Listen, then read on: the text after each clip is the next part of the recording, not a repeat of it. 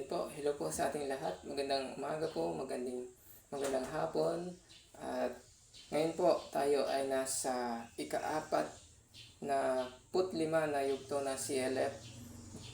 CLF 40 days prayer and fasting for the nation, na may tema po na the things that I do to step into and claim victory over the evil scheme of the enemy. Napakaganda po ng ating tema ngayon. Sa Tagalog po, ang mga bagay na ginagawa ko para humakbang at angkinin ang tagumpay laban sa masasamang pakana ng kaaway. Bago po tayo magsimula ay manalangin muna po tayo. Salamat Lord God sa oras pong ito na patuloy mo kaming pangunahan sa oras na ito. Bigyan niyo po kami ng wisdom, ng knowledge. Patuloy mo po kaming turuan, Lord, na makafocus sa inyo, Ama. At patuloy po na anuman po yung ibabahagi ko, anuman po yung patuloy kong i-share sa iba, na patuloy ikaw, O Diyos, ang manguna at patuloy na maitaas, mapupurihan. Ikaw lamang siyang makita. At patuloy na kiniklaim ko po yung victory, Lord, ng gawain ito, Ama. At patuloy ko po, Lord, na ako ay nagpapalinis sa puso, ng isipan, at patuloy na ikaw lamang ang mahayag sa buhay at sa oras pong ito, Ama. Salamat po, Lord God, at sa inyo po namin ibinabalik lahat po ng papuri, pagsamba at pasasalamat sa pangalan ng inyong anak na si Jesus. In Jesus' name, Amen. Amen. Yun po, napakaganda nga po ng ating tema ngayon na sabi nga po, the things that I do to step into and claim victory over the evil scheme of the enemy. Paano nga po natin makakamit, or paano tayo lalakad na yung tagumpay ay makuha kahit na po ay maraming pagsubok, maraming nga pong pinagdadaanan. Tulad ko ay marami po akong mga pinagdaanan din bago po ako maging isang maging isang ma-born again, yun. Bago ako makakilala sa Lord, marami po akong pinagdaanan, marami po akong hirap na kailangan na kumbaga ay hindi ko inaasahan na mangyayari ito sa buhay ko, na naliligaw na pala ako. Yun, salamat sa Lord dahil marami siyang ginamit, marami siyang tao na para mas makakilala ako, mas makilala ko siya ng totoo, ng mas malalim, mas maramdaman ko kung ano ba talaga yung purpose ka sa buhay. At yun, sobrang dito sa temang ito ay ako ay na-challenge na maklaim talaga yung victory. Kahit sino naman ay na-challenge dahil sa mga pagsubok, mga pakana ng gawa ng kaaway. Maraming obstacle na ginagawa ang kaaway. Pero ang ginagawa ko po dito, bago ako kumbaga ay pag nangyayari to sa akin, ay nakafocus ako sa kayang gawin ng Lord. Nakafocus ako sa aming kumbaga sa aking kumbaga ay yung gagawin ko na kailangan ko magawa. Kumbaga kailangan kong yung magawa yung best ko, yun. At patuloy kong ibinibigay yun sa Lord, na Lord, ikaw yung manguna, hindi ako, hindi yung kung ano yung kakayanan ko na aking, kung ano yung meron ako. Kaya patuloy kong kiniklaim na lagi tulungan ako ni Lord, tulungan ako na mas matuto ako na mag-focus sa Kanya, na hindi ako nakafocus sa kung anong meron kakayanan, kung ano yung meron na kakayanan ako. At meron nga po ako na ginawang 2 puntos na nilagay ko. Ang una po ay fix eyes on Jesus, na sabi nga sa Hebreo 12:2 na ituon natin ang ating paningin kay Jesus, sa Kanya nakasalalay ang ating pananampalataya mula sa simula hanggang katapusan. dahil sa kagalakang naghihintay sa kanya, hindi niya inalintana ang kahihiyan ng pagkamatay sa krus at siya ngayon nakaupo sa kanan ng trono ng Diyos. Napaka ganda po ng verse na ito. Sabi nga po ay ituon natin yung sarili natin, yung isipan natin sa Kanya, hindi doon sa meron na nanggugulo yung kaaway. Kumbaga, nandyan si Lord para kumbaga ay mag-focus sa Kanya. Hindi naman siya naparito para tayo ay pahirapan. Siya ay naparito para kumbaga ay siya ay tayo ay tulungan, tayo ay sa Kanya kasi nakasalalay. At yung pananampalataya natin ay patuloy nating ipagkatiwala, patuloy po nating ilapit sa Kanya na yung gagawin natin, yung ating sarili na ating i-focus yung ating sarili na magagawa natin ito para sa ikararangal, ikapupuri ng ating Panginoon. At ang pangalawa po ay trust in the Lord. Yun po, trust in the Lord. Magtiwala po tayo sa ating Panginoon. Sabi nga po sa Jeremiah 17:7, blessed in the man who trusts in the Lord and who hope in the Lord. Yun, mapalad po ang tao na lagi nagtitiwala at umaasa sa ating Panginoon. Kasi kapag nagtitiwala po tayo sa ating Panginoon,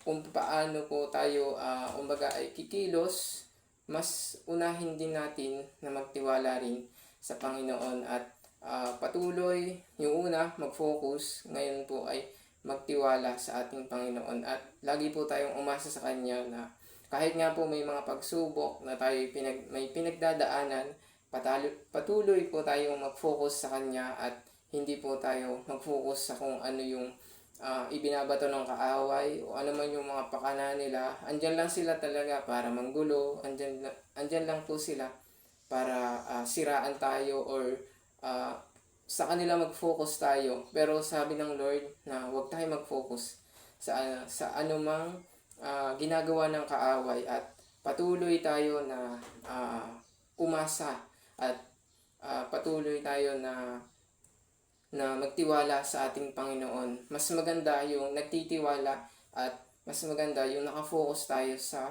kayang gawin ng Lord, hindi doon sa kayang gawin ng kaaway. Kasi kapag nakafocus po tayo at hindi po tayo nagtitiwala sa kaya nating gawin, kumbaga ay sa magagawa natin, nakasama ang Lord, talagang mahihirapan tayo na mapagtagumpayan or maklaim yung victory or sikapin nga po natin na humakbang na kahit marami pong gawain na ang kaaway, maraming pinaplano, andyan naman po si Lord, tinatawanan niya yung anumang pinaplano ng kaaway. Andyan si Lord para tulungan tayo. Sabi nga sa Isaiah 41:10 na siya ay isa sa atin, tayo ay tutulungan niya. Hindi niya tayo bibigyan ng kumbaga ay hindi niya tayo iiwan basta-basta. Tayo ay bibigyan na niya ng kalakasan, pag-iingat at patuloy na tayo ay mas mag-grow tayo kapag nagtitiwala tayo. Kaya patuloy po tayo magtiwala at i-fix natin yung ating mga mata sa ating Panginoon at sa kaya niyang gawin. At higit sa lahat, may verse din po isa pa na idadagdag na yung sabi nga sa Philippians 4:13 na sabi, I can do all things through Christ I can do all things that through Christ who strengthens me. Yun, magagawa natin ang lahat dahil sa kaloob at lakas na Kanyang binibigay sa atin. Kaya focus lang, kumbaga, huwag tayong panghinaan ng loob na lumapit sa ating Panginoon, at huwag po tayong mawalan ng pag-asa na um, na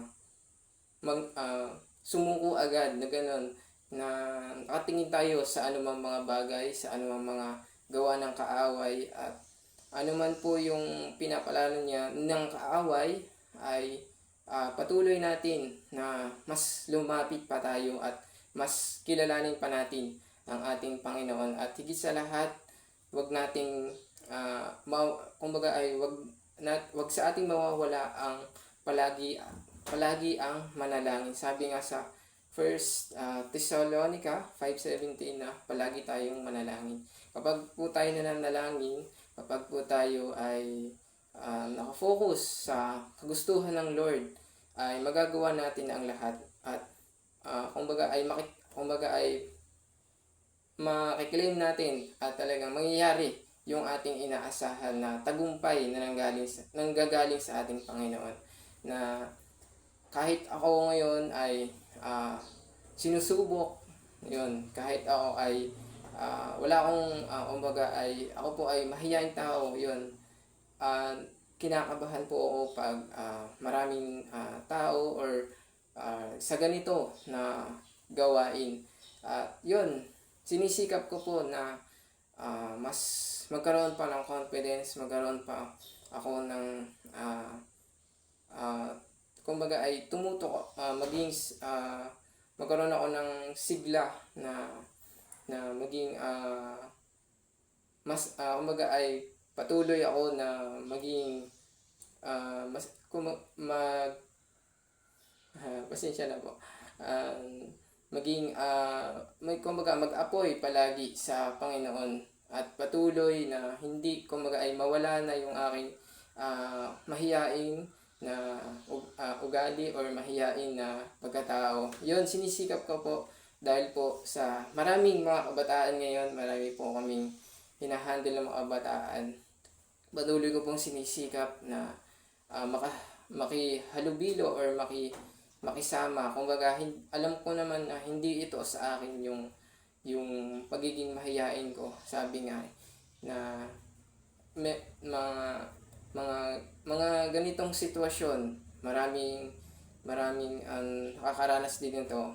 Kaya sinisikap ko bilang isang servant ng ating pong Panginoon, patuloy ko po na sinisikap na lumago pa at patuloy po na gawin pa rin po yung kanyang pinapagawa, at patuloy po na magagawa talaga natin kapag po naka-focus tayo, kapag po tayo ay kumbaga ay nagtitiwala sa Kanya.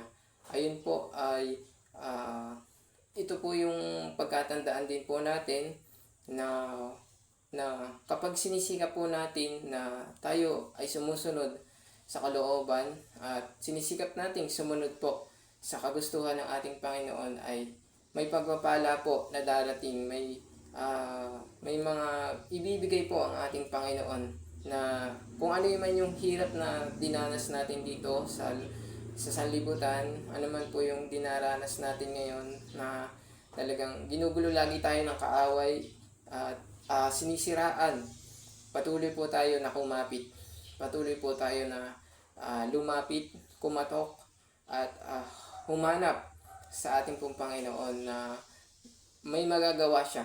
Walang imposible.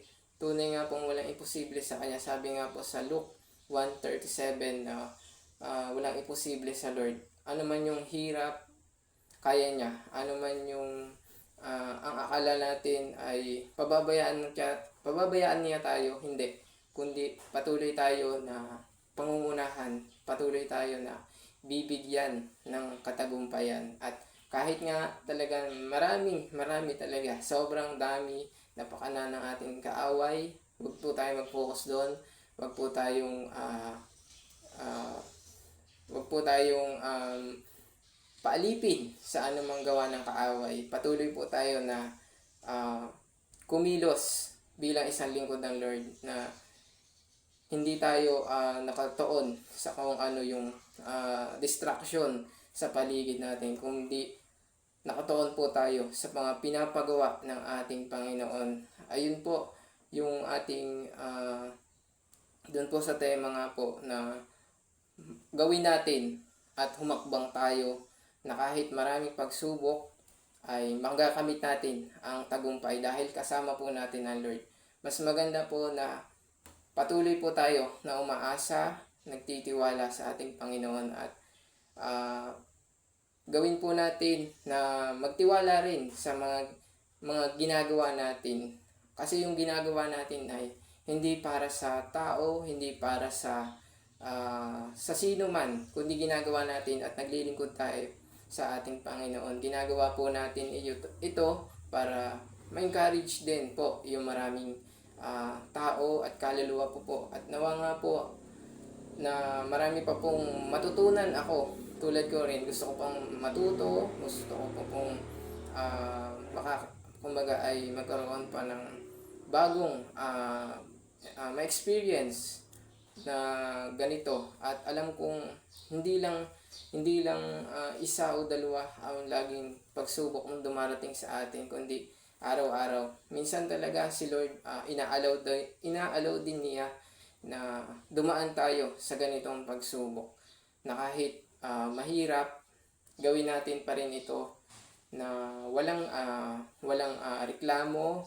Gawin pa rin natin ito na nakafocus sa kanyang ipinapagawa at sa kanyang mga utos.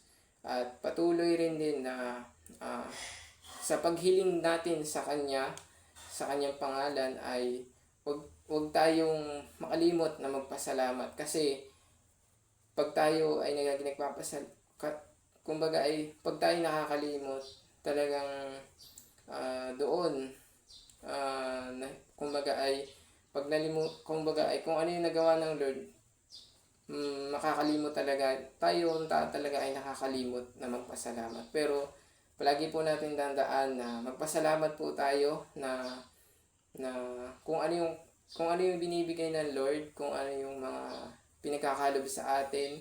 Patuloy po tayo na magpasalamat sa Lord dahil magagawa natin ang lahat ng ito dahil nga po sa kanyang kaloob na lakas. Kaya patuloy po natin i-focus nga po, patuloy po natin pagkatiwalaan ang napakalaki at napakabuti nating Panginoon na siyang nagbibigay sa atin ng kalakasan at patuloy na mag-iingat sa atin every step sa buhay natin. Siya yung nangunguna. Siya yung daan patungo sa tagumpay. Hindi yung meron, kumbaga ay may kakayanan nga tayo, pero sa sarili lang naman tayo, kumbaga ay may kakayanan nga tayo, pero minsan sa sarili tayo nakatuon, hindi sa ating Panginoon. Kaya iwasan natin at patuloy tayo na mag-focus sa kung ano nga po na ginagawa ng ating Panginoon at patuloy po si Lord lang yung maging way at patuloy na wag po nating balikan kung ano yung mga kumbaga ay mga pagsubok, kumbaga ay andyan lang yung pagsubok na yon ay mawawala din at yung mga problema. Wag na po nating ituon yung sarili natin sa mga nangyayari sa buhay natin. Kumbaga, surrender to God lahat ng mga nangyayari sa buhay natin, mga pagsubok. Kapag natin ibinigay sa Lord, papalitan niya ng maayos, kumbaga ay mapapagtagumpayan natin lahat kapag pinagkatiwala natin yung mga bagay na ito. Kumbaga ay pinagkatiwala at ibinigay natin sa ating Panginoon yung mga bigat na ating nararamdaman. At patuloy po nga tayo mas lumago pa, mas magpatuloy na kilalanin pa po ang ating Panginoon. At wag po rin mawawala ang pagbabasa ng Bible, ang pagme-meditate, kumbaga po pagbubulay-bulay ng salita niya, at patuloy rin po na ipanalangin natin ang isa't isa. Kumbaga ay magpalakasan po tayo, patuloy po na i-claim lagi natin yung victory na nandyan si Lord para samahan tayo sa mga trials, sa mga mga ganitong sitwasyon na nangyayari sa buhay natin. At tandaan lagi natin na hindi ito ginagawa natin para sa mga tao, kundi ginagawa po natin ito para sa Lord. Ayun po, nawa po ay marami po kayong natutunan sa aking pagbabahagi, sa aking pong na-experience. Salamat po sa Lord dahil first time ko pong makapagbahagi, first time ko pong makasama sa ganitong gawain. At ako po ay ako nga po pala si Rio Macareng po, at ako po ay isang drummer ng CLF San Juan dito po sa Batangas. At patuloy ko po na ginagawa ang para sa Lord, ginagawa yung ikararangal po ng ating Panginoon. At ako po ay nagme-mentor din po sa mga kabataang bago dito sa aming simbahan. Nagtuturo po ako ng drums sa mga kabataan. At yun, salamat po, at marami din pong mga kabataan ang willing na matuto. At patuloy po na pinagpipray din yon na marami po ang kaluluwa po ang siyang aming kumbaga ay mabahagihan po ng salita mo, kung paano po kami ay nakakilala sa Lord. Nawa rin po nga ay patuloy rin na ang mga kabataan dito dito po sa Batangas ay marami po makakilala rin po sila sa ating pong Panginoon. Yun po, salamat po. Sana po ay marami pa po marami pa po akong matututunan na sa oras na kumbaga ay magkaroon ulit ako ng opportunity na makapagbahagi, ay patuloy ako na magkaroon pa po ng lakas ng loob, at patuloy ko po na kiniklaim talaga yung victory na gawain po, hindi lang po dito sa Batangas, kundi po sa lahat po ng satellite churches po. Marami pa po ang magtagumpay, at kakayanin po natin ito dahil po sa tulong ng ating Panginoon. At yun po, tayo po ngayon ay manalangin. Yes Lord, salamat po sa oras na ito na ibinigay mo para sa akin, Lord, na kahit kaunti lang po, Lord, yung mensaheng ito, nawa po ay marami pa pong ako po ay marami po akong matutunan, at ang bawat isa po ay marami rin pong matutunan. Salamat po, Ama, dahil ginagamit mo tong platform na ito para ibahagi ang iyong salita, ibahagi kung ano yung po yung na-experience namin na pagsubok, ano man po yung mga pinagdadaanan namin. Patuloy po namin ipinagkakatiwala sa inyo, at patuloy po na mag-focus po kami sa kung ano yung kaya mong gawin, at patuloy mag-focus kami dahil kung magkaroon po kami ng pananampalataya, magkaroon po kami ng pananalig sa inyo. At tunay nga po na mapalad ang tao na umaasa sa inyo, Ama. At sa pagdating ng araw na sa hirap at sa mga pinagdadaanan namin, alam namin na may kapalit, kumbaga ay may pagpapalang darating, kumbaga ay may nakalaan ka para sa bawat isa na naglilingkod, nagpapatuloy, na sinisikap na gawin ang lahat. Gawin yung utos mo, Ama.